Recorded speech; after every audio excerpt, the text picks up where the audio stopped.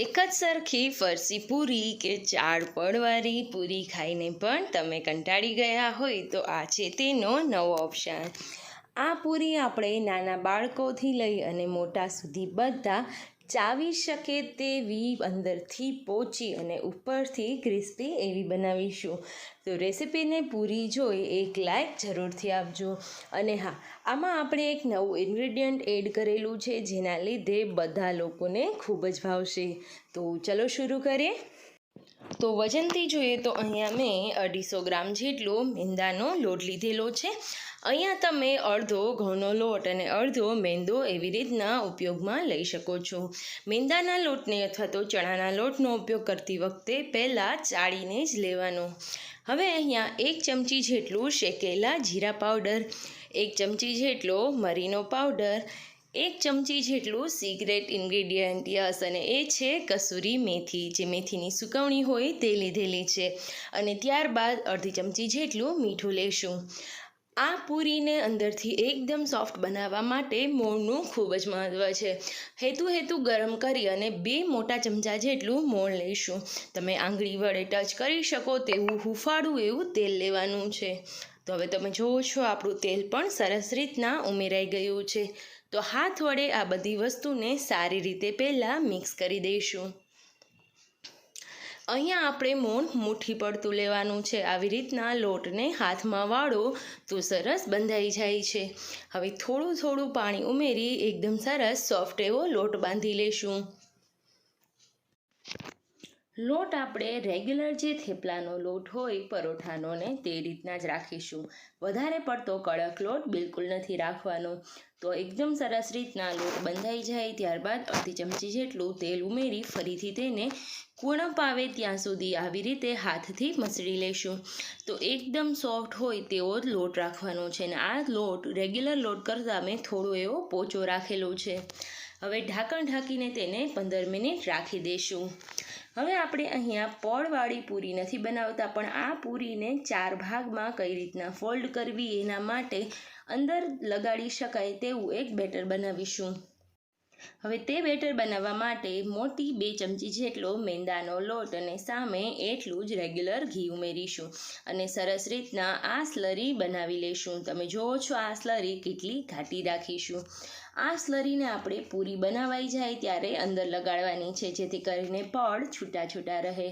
હવે લોટ પણ અહીંયા સરસ રીતના ગુંદાઈ ગયો છે। 15 થી 20 મિનિટ રાખ્યા બાદ તેમાં પહેલાં કરતાં પણ વધારે સરસ સોફ્ટનેસ આવી ગઈ છે અને તમે જુઓ છો આપણો લોટ એકદમ ઢીલો છે।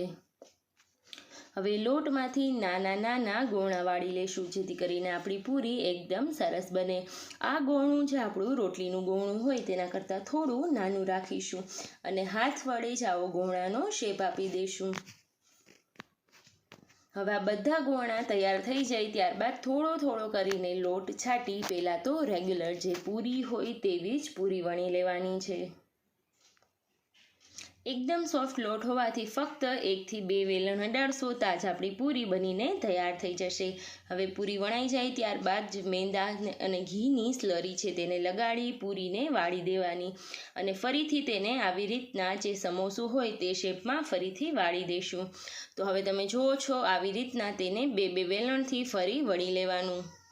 તો એકદમ સરસ આપણી પૂરી બનીને અહીંયા તૈયાર છે। તો હવે સેમ આ રીતે ફ્રેન્ડ્સ આપણે બધા ગોળામાંથી એક જ સરખી સાઇઝની ત્રિકોણ પૂરીઓ વણી લઈએ। વચ્ચે જે આપણે ઘી અને મેંદાની સ્લરી લગાડીશું તેના લીધે તમે પૂરી તળશો ત્યારે બધા પણ એકદમ છૂટા લાગશે અને ખાવામાં એકદમ અંદર સુધી ક્રન્ચી લાગશે। અને હા ફ્રેન્ડ્સ, સાથે આ પૂરીમાં 4 લેયર હશે છતાંય અંદર સુધી પાકી જશે। તો હવે સેમ પ્રોસેસથી આપણે અહીંયા બધી પૂરીને ત્રિકોણ વાળવાથી અથવા તો આ રીતનો શેપ આપવાથી તેને અમારે અહીંયા પકોડી પૂરી પણ કહેવામાં આવે છે। તો હવે આ રીતના બધી પૂરી હું વણીને તૈયાર કરી લઈશ। નોર્મલી જો આ પૂરીને ફટાફટથી વણવી હોય તો પહેલાં તમારે જે સાદી પૂરી છે એવી રીતના નોર્મલ ગોળ વણી લેવાની અને જ્યારે તમે એક ઘાણવો તળાતો હોય ત્યારે આવી રીતનો શેપ આપતું જવાનું। તો હવે સેમ આ રીતના બધી પૂરી વણી અને તળવા માટેનું તેલ પણ ગરમ કરવા મૂકી દઈએ। તો ફ્રેન્ડ્સ, હવે અહીંયા આપણું તેલ પણ સરસ રીતના ગરમ થઈ ગયેલું, તો એક સાથે આપણે 6 થી 7 પૂરી અંદર ઉમેરતા જશું. એકવાર પૂરી ઉમેરાઈ જાય ત્યારબાદ સ્લો ટુ મીડિયમ ફ્લેમ પર તેને સારી રીતે ગોલ્ડન બ્રાઉન થાય ત્યાં સુધી પકાવી લઈશું. અહીંયા તમે જુઓ છો એમ જેમ જેમ તમે પૂરી ઉમેરતા જશો તેમ તેના ચારેય લેયર ખુલ્લા પડતા જશે અને ઉપરથી પૂરી સરસ રીતના ચોટેલી જ રહેશે. જેમ નોર્મલી આપણે સમોસાને તળતા હોય તેવો શેપ લાગશે અને લુક પણ સમોસા જેવો જ આવશે. તો હવે આવી રીતના ટોટલી 4 થી 5 મિનિટ જેવો સમય સ્લો ફ્લેમ પર થશે, જેથી કરીને આ પૂરી અંદર સુધી સારી રીતે પાકી જાય. તો હવે આપણે જોઈએ છીએ તેમ પૂરીનો કલર પણ સરસ રીતના ધીમે ધીમે ચેન્જ થતો જાય છે. તો તમારે કેટલી આખરી રાખવી અને કેટલો કલર બ્રાઉન રાખવો તેના પર ડિપેન્ડ કરે છે.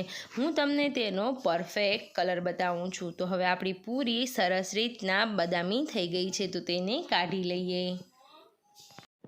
તો ફ્રેન્ડ્સ, લાગે છે ને એકદમ ફરસાણની દુકાને હોય તેવી ક્રિસ્પી મીઠી મસાલા પકોડી પૂરી. તો એકવાર આ વખતે ઘરે જરૂરથી બનાવજો. અંદર સુધી ક્રિસ્પી, નાનાથી લઈ અને મોટા સુધી બધા ચાવી શકે તેવી બનાવીશું.